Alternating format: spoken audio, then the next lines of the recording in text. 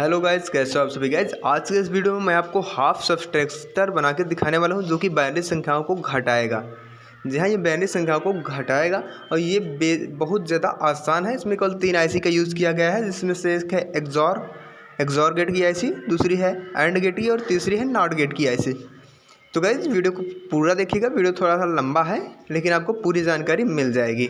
Video अच्छा लगे तो लाइक कर दीजिएगा। अगर मेरे यूट्यूब चैनल पर आप नए हैं तो इसे सब्सक्राइब कर लीजिएगा और बेल आइकन को ऑल पर सिलेक्ट कर दीजिएगा।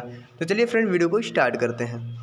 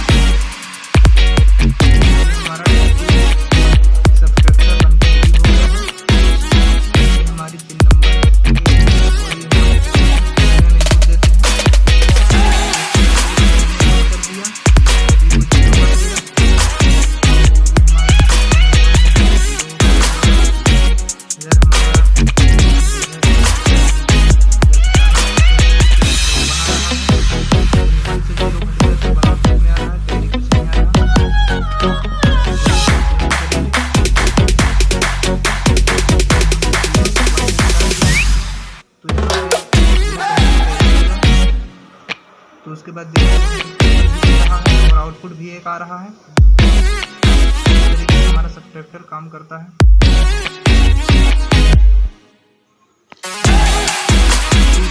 सबट्रैक्टर है, जब हम ए और बी